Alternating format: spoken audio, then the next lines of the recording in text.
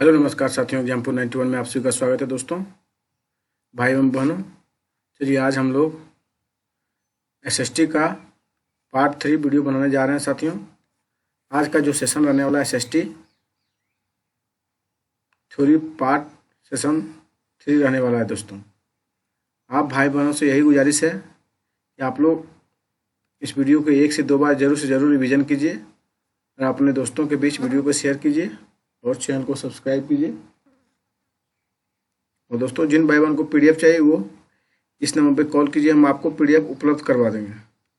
83 40 45 57 49 ये मेरा WhatsApp number भी है और कॉलिंग नंबर भी है। दोस्तों बहनों, जिनको भी चाहिए पेपर 1 और पेपर 2 का सभी का सचिन सर का नोट्स हम उपलब्ध 100% करवा देंगे। साथियों, आप लोगों से यही गुजारिश है कि आप लोग जब वीडियो को देखते हैं तो लाइक और कमेंट और चैनल को जो अगर सब्सक्राइब नहीं किए हैं तो चैनल को सब्सक्राइब जरूर से ज़रूर कीजिए और अपने साथियों को भी कहिए कि चैनल को सब्सक्राइब करें। हम आप सबों के लिए इतना करें, आप लोगों को भी दायित्व बनता है कि आप लोग भी इस चैनल को ग्रो करने में हमारी मदद कीजिए। चलिए हम लोग आगे की ओर बढ़ते हैं साथियों, इसलिए आप लोग अकबकाइएगा नहीं।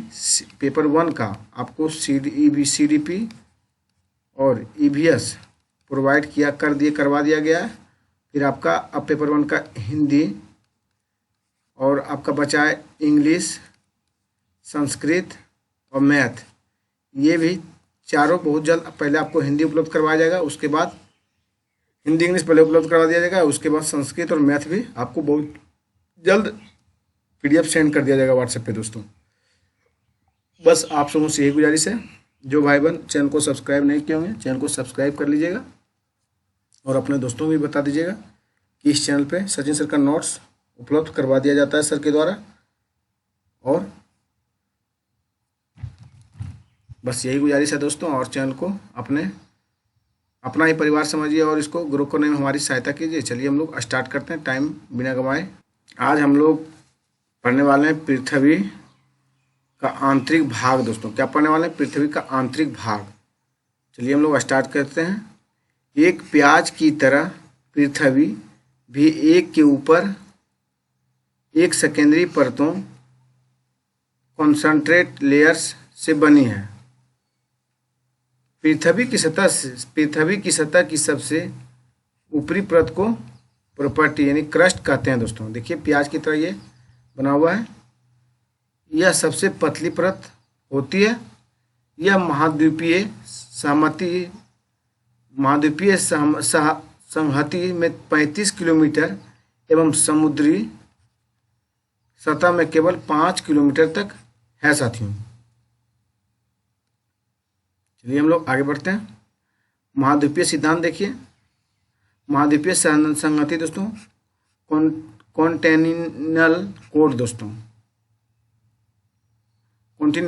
कोड दोस्तों मुख्य रूप से सिलिका एल्यूमिना जैसे खनिज से बनी है, इसलिए इसे Cl यानी C सिलिका तथा L एल्यूमिना कहते हैं। दोस्तों चलिए महासागर की प्रॉपर्टी देखते हैं हम लोग। ओशियन क्रस्ट देखते हैं, मुख्यतः सिलिका एवं मैग्नीशियम की बनी होती है। दोस्तों, जो लाल कलर से लिखा गया वो बहुत इंपॉर्टेंट है, उसको ध्यान में जरूर से जरूर रखिएगा। महासागर की प्रॉपर्टी किस तरह होता है? मुख्यतः सिलिका और मैग्नीशियम की बनी होती है, इसलिए इसे सी में यानी C सिलिका तथा में मैग्नीशियम कहा जाता है।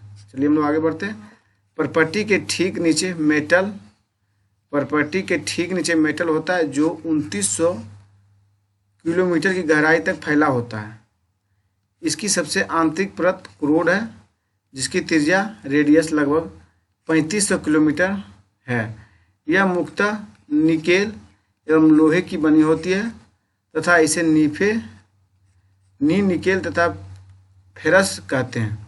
केंद्रीय कोर सेंट्रल कोर का तापमान, पेन को थोड़ा हम लोग चेंज कर देते हैं साथियों। टेम्परेचर एवं दाब प्रेशर काफ़ी ऊंच होता है। दोस्तों फिर से एक बार पढ़ा जाए। महासागर की प्रॉपर्टी जो है दोस्तों मुख्यतः सिलिका और एल्युमिनियम की बनी होती है। इसे हम क्या कहते हैं? इसलिए इसे हम सी में या सिलिका तब में से मैग्नीशियम हो गया कहा जाता है। परपट्टी के ठीक नीचे मेटल होता है जो 2900 किलोमीटर की गहराई तक फैला होता है। इसकी सबसे आंतरिक परत को हम लोग क्या कहते हैं, क्रोड कहते हैं, जिसकी त्रिज्या लगभग 3500 किलोमीटर है। यह मुख्यतः निकेल और लोहे की बनी होती है तथा इसे नीफे यानी निकेल तथा फेरस कहते हैं। केंद्रीय कोर सेंट्रल कोर का तापमान, टेम्परेचर और दाब काफ़ी ऊंच होता है दोस्तों। चलिए हम लोग सेल के बारे में चर्चा करते हैं। देखिए, पृथ्वी की परपट्टी अनेक प्रकार के सेलों से बनी है। पृथ्वी की जो परपट्टी है दोस्तों वो अनेक प्रकार की सेलों से बना हुआ। कितने प्रकार के? अनेक प्रकार के। पृथ्वी की परपट्टी बनाने के लिए खनिज पदार्थ के किसी भी प्राकृतिक पिंड को सेल रॉक्स कहते हैं। सेल या चट्टान खनिजों के मिश्रण से बना होता है। सेल या चट्टान जो है दोस्तों खनिजों के मिश्रण से बना पदार्थ है। देख लीजिए सेल, आप लोग देखिए। मुख्य रूप से सेल 3 प्रकार के होते हैं। पहला सेल देखिए आग्नेय सेल है, दूसरा अवसादी सेल है, तीसरा आपका कायांतित सेल है दोस्तों। चलिए हम लोग आग्नेय सेल के पर चर्चा करते हैं। आग्नेय सेल के बारे में क्या क्या होता है, नहीं होता है, देखिए इस पर चर्चा करते हैं। आग्नेय सेल 2 प्रकार की होती है। एक होती है अंतर्भेदी सेल, मतलब इसे हम लोग इंटरसेक्शन रॉक्स कहते हैं, एवं बहिर्भेदी सेल बार विशिष्ट रॉक। आग की तरह लाल द्रवित मैग्मा ही लावा होता है जो पृथ्वी के आंतरिक भाग से निकलकर सतह पर आता है। जब द्रवित लावा पृथ्वी की सतह पर आता है तो यह तेजी से ठंडा होकर ठोस बन जाता है। परपट्टी पर इस प्रकार से बने सेल को क्या कहते हैं हम लोग? बहिर्भेदी आग्नेय सेल कहते हैं। क्या कहते हैं? बहिर्भेदी आग्नेय सेल कहते हैं साथियों। चलिए हम लोग आगे बढ़ते हैं। इसकी संरचना बहुत महीन दानों वाली होती है। इसकी संरचना जो है बहुत महीन दानों वाली होती है। उदाहरण के लिए बेसाल्ट और ढक्कन पठार बेसाल्ट सेलों से ही बना है दोस्तों। ढक्कन का पठार। द्रवित मैग्मा कभी कभी भूपट्टी के अंदर गहराई में ही ठंडा हो जाता है। इस प्रकार बने ठोस सेलों को अंतर्भेदी आग्नेय सेल कहते हैं दोस्तों। इसे क्या कहते हैं? ठोस सेलों को अंतर्भेदी आग्नेय सेल कहते हैं। धीरे धीरे ठंडा होने के कारण ये बड़े दानों के रूप में ले लेते हैं और इसे ग्रेनाइट ऐसे ही सेलों का एक उदाहरण है। आग्नेय सेलों की रचना भूगर्भ से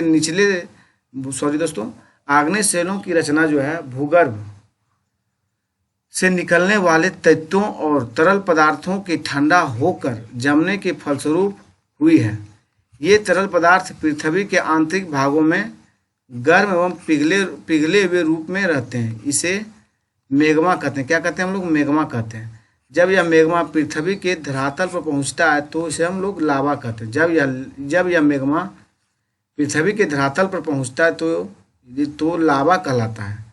ग्रेनाइट, बेसाल्ट, ग्रेवो और डायोराइट आग्नेय सेल के प्रमुख उदाहरण हैं दोस्तों।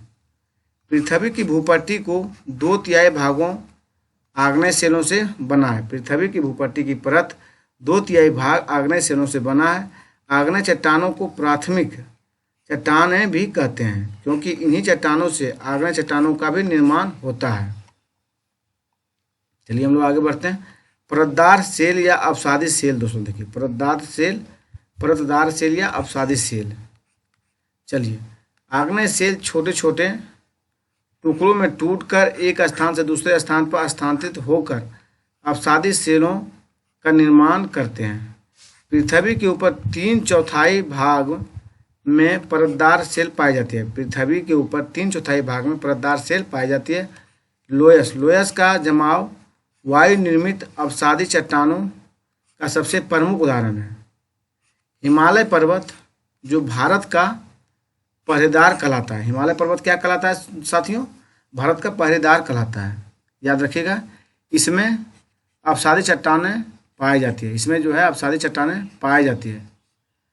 बालू का पत्थर, स्लेट, चूने का पत्थर, कोयला, खड़िया मिट्टी आदि चट्टानें अपसादी चट्टान के उदाहरण हैं। अवसादी चट्टानों में खनिज तेल, कोयला, अन्य प्रकार के बहुमूल्य खनिज पाए जाते हैं दोस्तों। चलिए रूपांतरित सेल देखते हैं हम लोग। रूपांतरित सेल, मेटामॉर्फिक रॉक्स, ये चट्टानें अन्य चट्टानों के रूप में परिवर्तन के फलस्वरूप निर्मित होती है।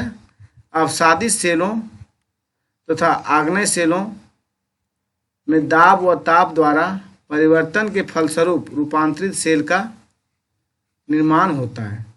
जैसे भूपरत के नीचे दाब व ताप द्वारा सेल से स्लेट डोलोमाइट तथा खगड़िया मिट्टी निचौक अत्यधिक ताप के कारण संगमरमर में बदल जाती है।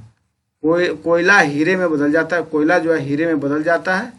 संगमरमर चूने के पत्थर का रूपांतरित सेल है दोस्तों। चलिए हम लोग आगे बढ़ते हैं साथियों। अपवर्तन के ऊपर चर्चा करते हैं। अपवर्तन देखिए, पृथ्वी की सतह से टूटकर घिस जाने को क्या कहते हैं हम लोग? अपवर्तन कहते हैं। पृथ्वी की सतह से टूटकर घिस जाने को अपवर्तन कहते हैं।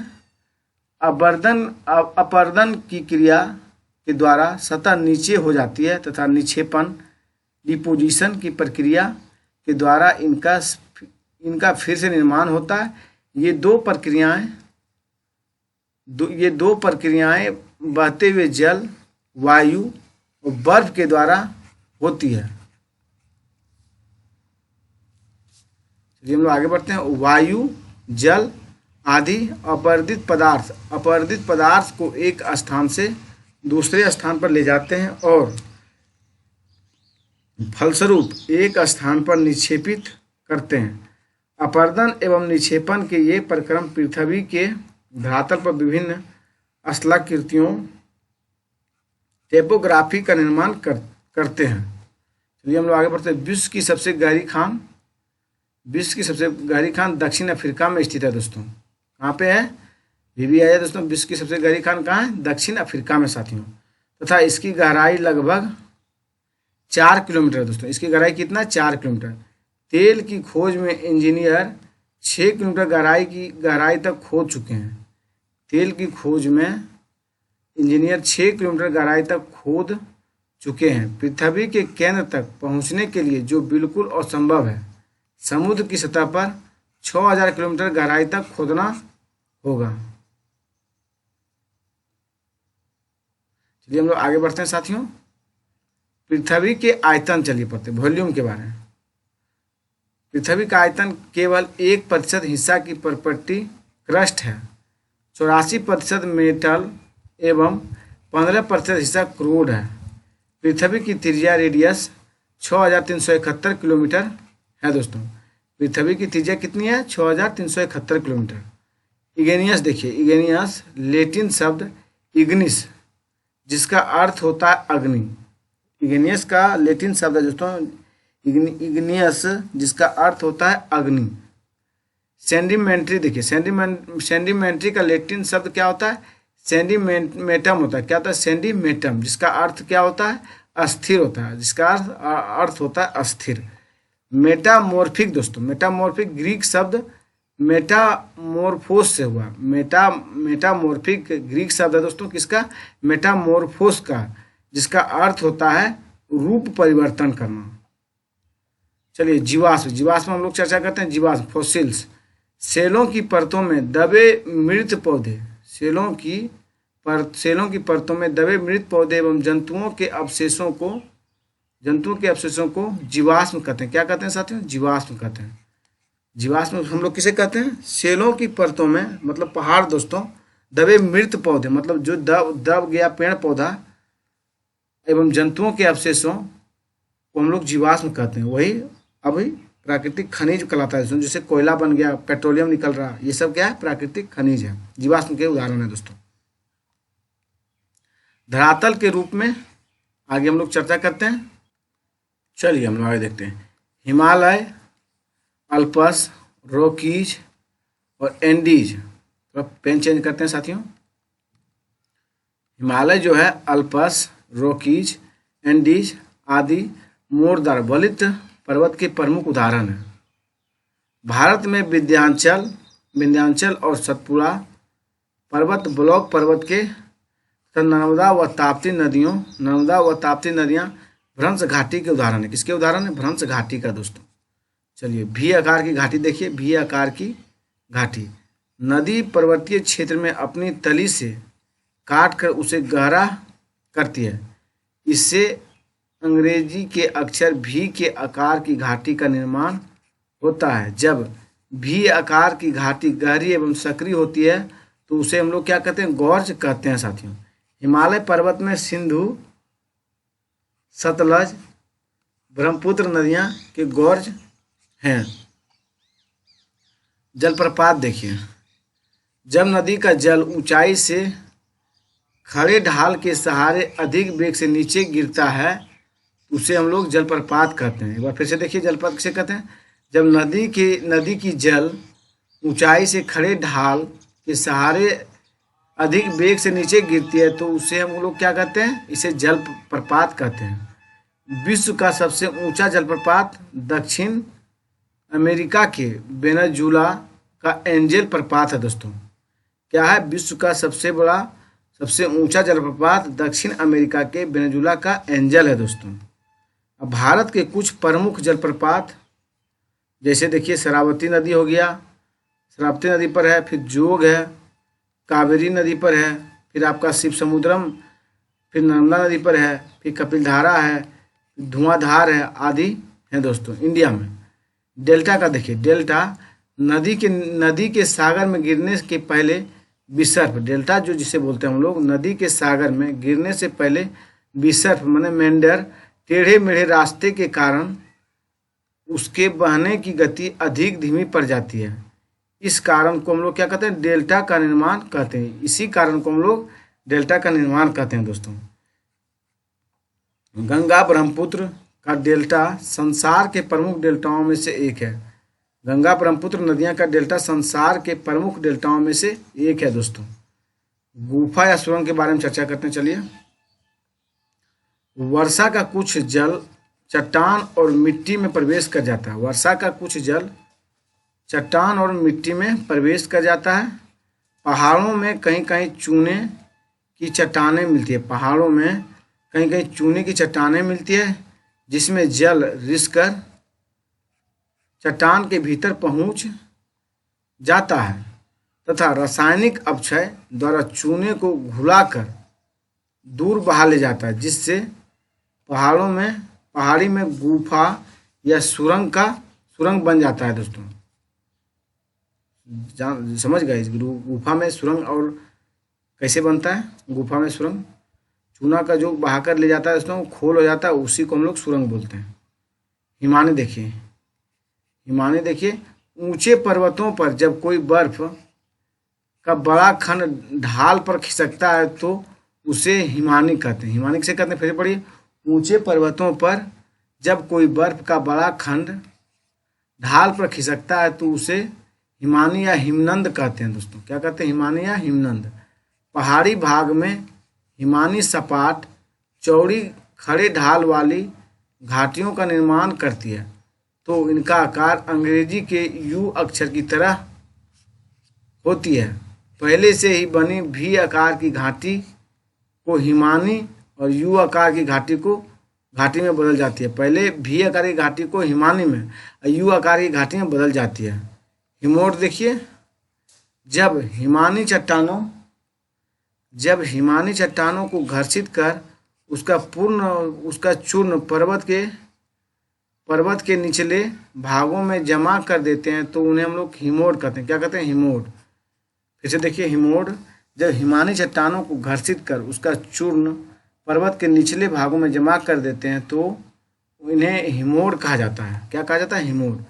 बालुका स्तूप देखिए, मरुस्थलीय प्रदेशों में जब पवन के मार्ग में कोई बाधा होती है तब पवन का वेग कम हो जाता है, जिससे पवन के साथ उड़ने वाले पदार्थ धरातल पर गिरकर बालू के टीले का निर्माण करते हैं। इन्हें बालुका स्तूप कहते हैं। क्या कहते हैं दोस्तों? बालुका स्तूप कहते हैं। एक बार फिर से पढ़ा जाए बालुका स्तूप को।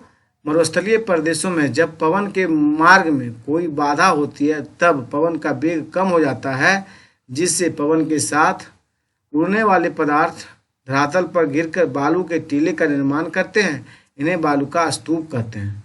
चलिए हम लोग क्षत्रक शिला पर बात करते हैं। पवन द्वारा उड़ाए गए बालू के कणों द्वारा अपरदन का कार्य धरातल से कुछ मीटर ऊंचाई तक अधिक होता है, कुछ मीटर ऊंचाई तक अधिक होता है। इस प्रक्रिया में पवन निचले भाग को घिस देते हैं, निचले भाग को घिस देती है, परंतु ऊपरी भाग छतरी के आकार का हो जाता है, जिसे क्षत्रक शिला कहते हैं। क्या कहते हैं? क्षत्रक शिला।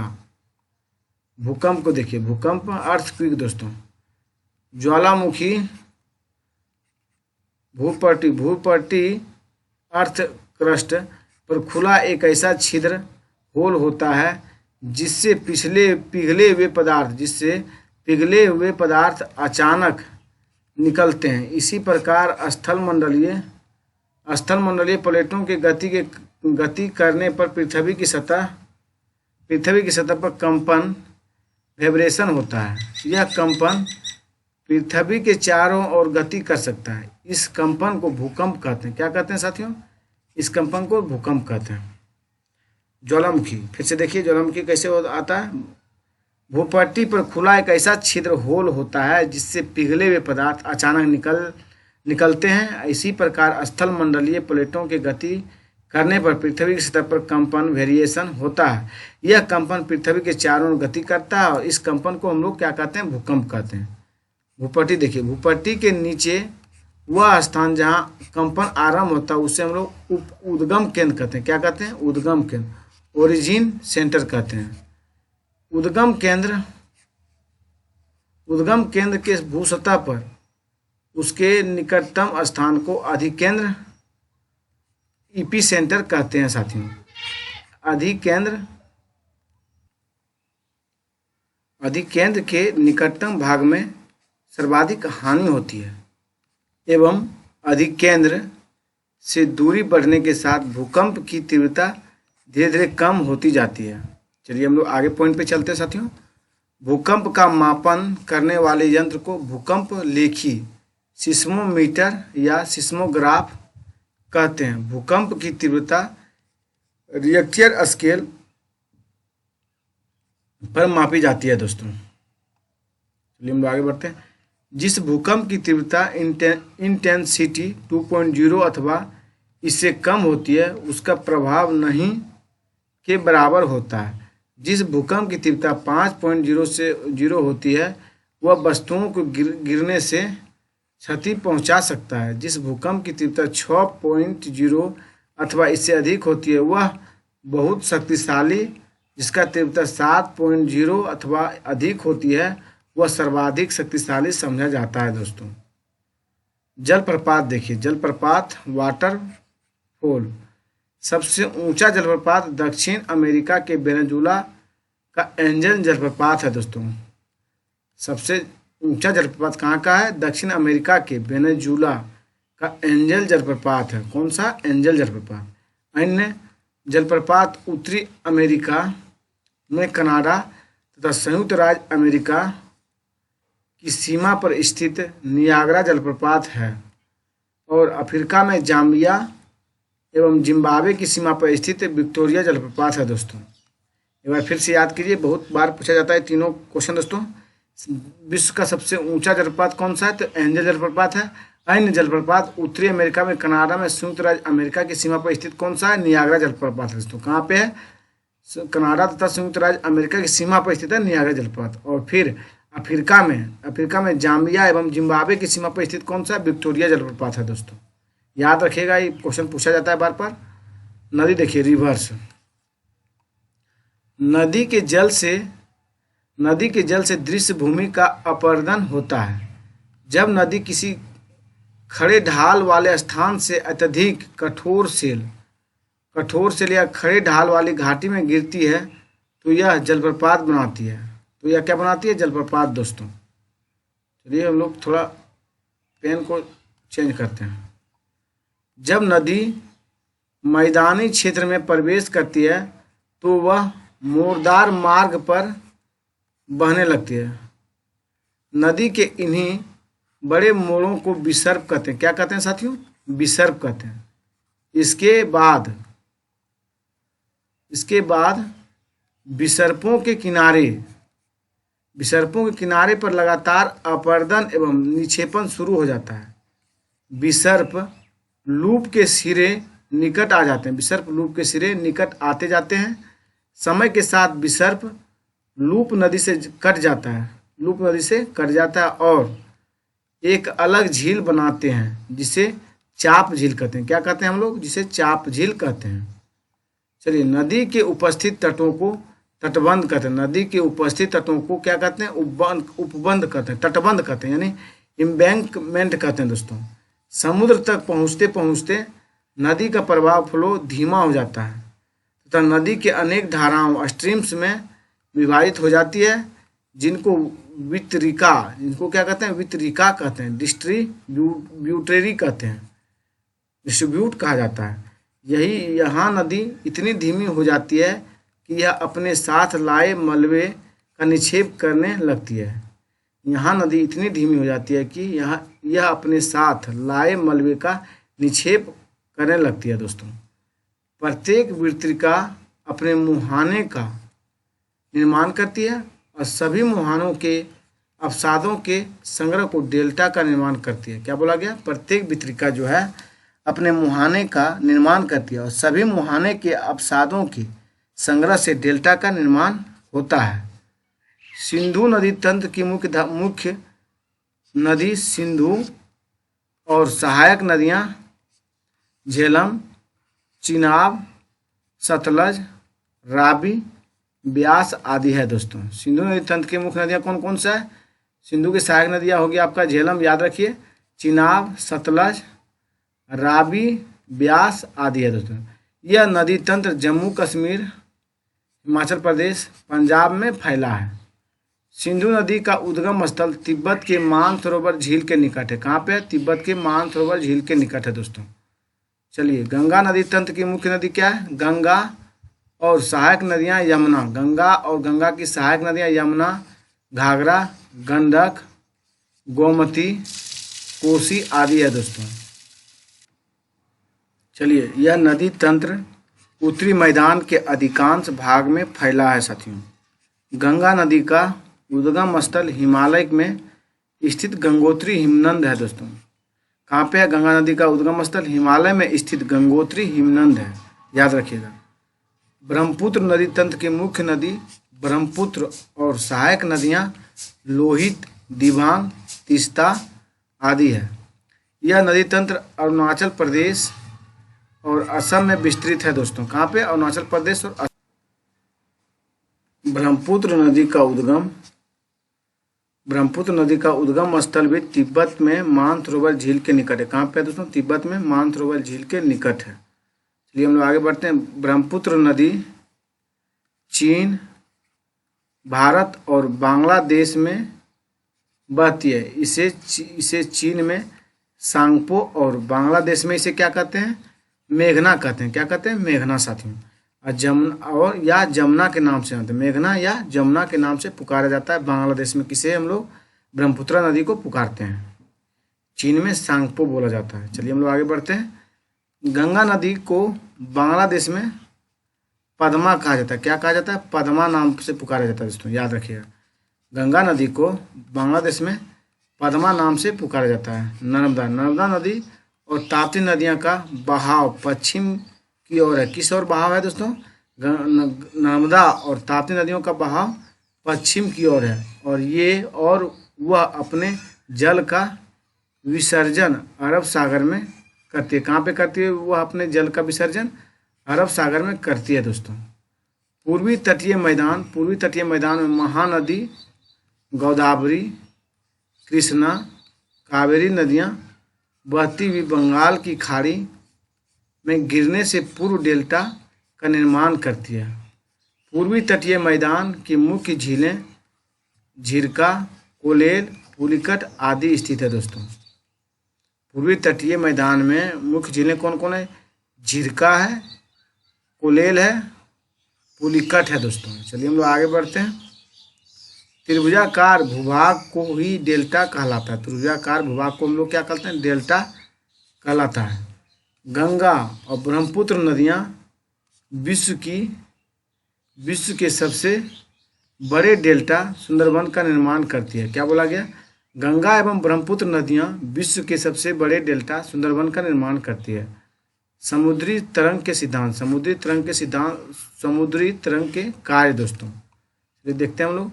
समुद्री तरंग के अपवर्तन एवं निक्षेपण तटीय स्थलाकृतियाँ बनाते हैं। समुद्री तरंग के अपवर्तन एवं निक्षेपण तटीय स्थलाकृतियाँ बनाते हैं। समुद्री तरंगें लगातार सेलों से टकराती रहती है जिससे दरार विकसित होती है। समय के साथ ये बड़ी और चौड़ी होती जाती है। इनको समुद्री गुफा सी केव कहते हैं दोस्तों।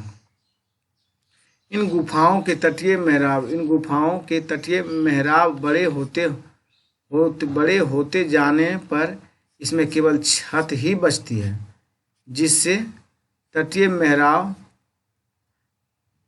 बनते हैं। लगातार अपवर्तन छत को भी तोड़ देता है और केवल दीवारें बचती है। दीवार जैसी इन आकृतियों को अस्टेक कहते हैं। क्या कहते हैं? अस्टेक दोस्तों। हिमनद के कार्य देखिए, ग्लेशियर वर्क्स दोस्तों। हिमनद अथवा हिमानी बर्फ की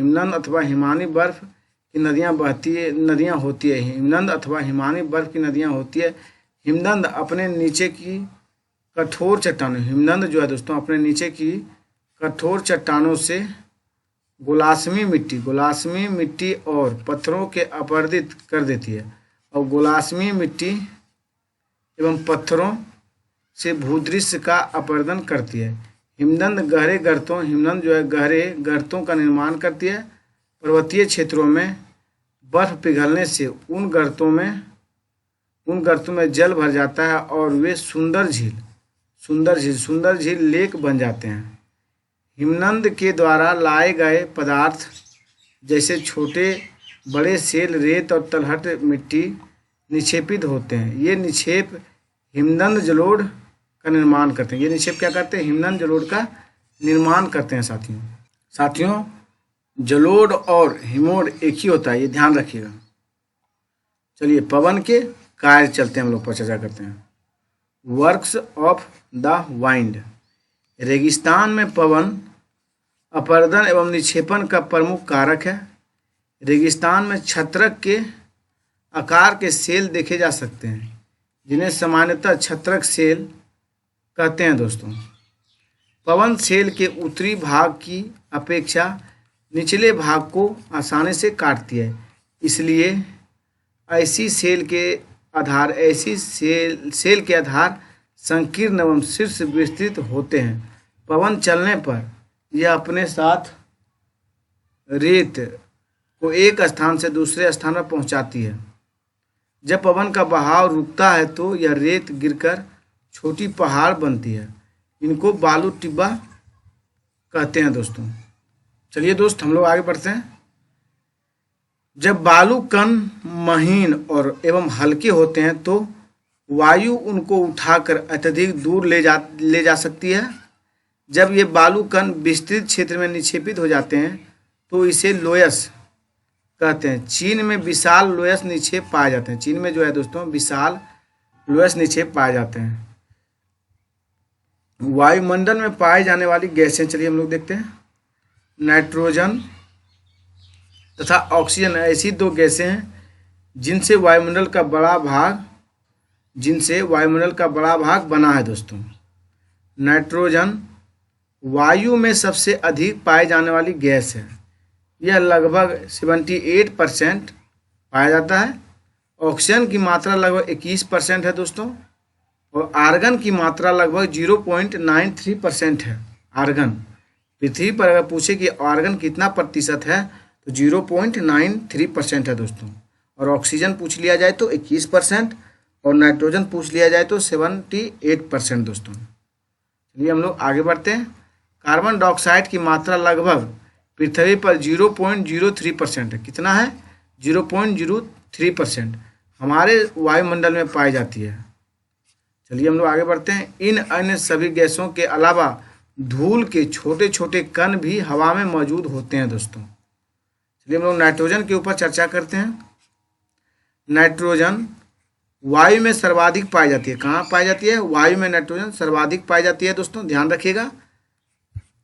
जब हम सांस लेते हैं तो तब फेफड़े में कुछ नाइट्रोजन भी ले जाते हैं और फिर उसे बाहर निकाल देते हैं, परंतु पौधे को अपने जीवन के लिए नाइट्रोजन की आवश्यकता होती है।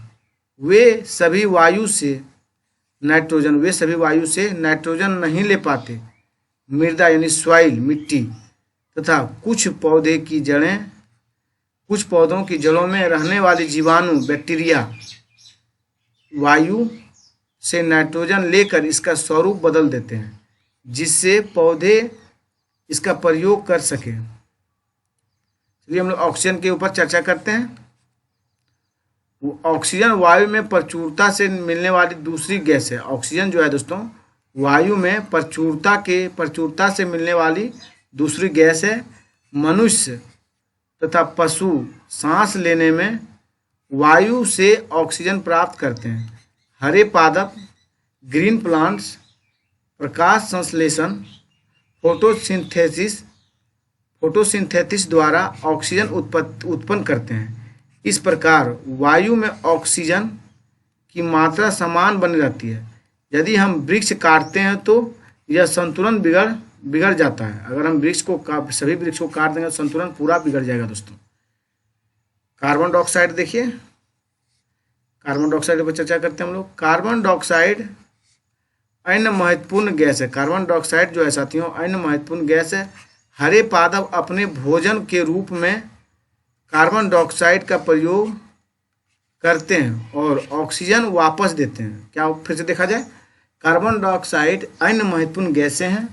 हरे पादप अपने भोजन के रूप में कार्बन डाइऑक्साइड का प्रयोग करते हैं और ऑक्सीजन वापस देते हैं।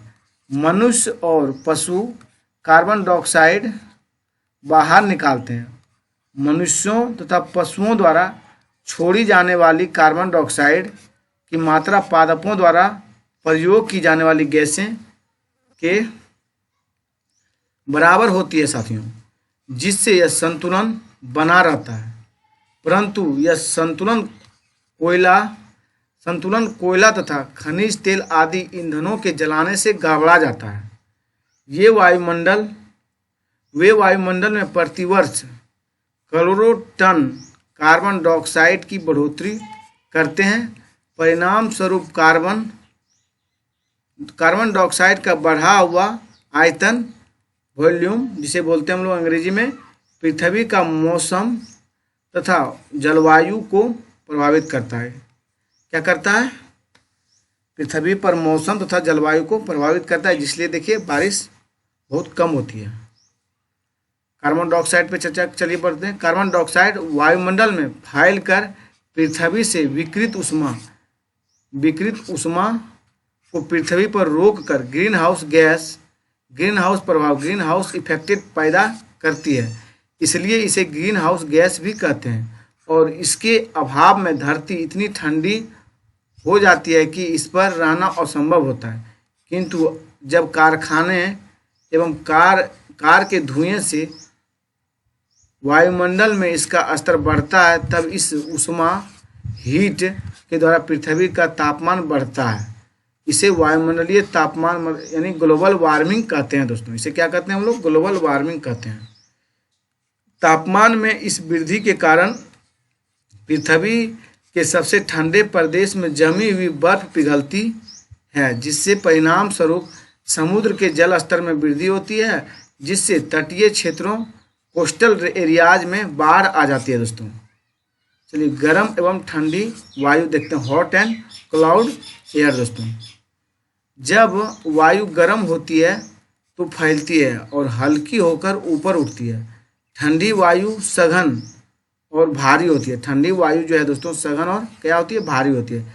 इसलिए इसमें नीचे रहने की प्रवृत्ति होती है। गर्म वायु ऊपर उठने पर आसपास के क्षेत्रों में ठंडी वायु रिक्त स्थानों को भरने के लिए वहां आ जाती है। इस प्रकार वायु चक्र एयर साइक्लोन चलता रहता है दोस्तों। मतलब एयर साइकिल दोस्तों। इसी तरह ना अभी बिपरजॉय जो तूफान उठा है, इसी का प्रक्रिया दोस्तों। गर्म हवा जो थी दोस्तों, गर्म वायु समुद्र में ऊपर उठी और उसका जो स्थान खाली और उस पर ठंडी हवा जाके भरने लगी दोस्तों, जिससे भारी तबाही लहर साइक्लोन का ये नज़ारा है दोस्तों। चलिए हम लोग आगे बढ़ते हैं। वायुमंडल की संरचना देखिए, स्ट्रक्चर ऑफ द एटमॉस्फेयर। हमारा वायुमंडल 5 परतों में विभाजित है, जो पृथ्वी की सतह से आरंभ होती है एवं यह है जैसे क्षोभ मंडल हो गया, समताप मंडल, मध्यमंडल, वायुमंडल, बाह्य वायुमंडल और बहिर्मंडल दोस्तों। चलिए हम लोग इस सभी मंडलों पर अगला टॉपिक में चर्चा करेंगे दोस्तों। वीडियो को यहीं स्टॉप करते हैं। वीडियो आप साथी बहनों को अच्छा लगता है तो वीडियो को शेयर कीजिए अपने साथियों के पास और चैनल को सब्सक्राइब कीजिए दोस्तों। धन्यवाद।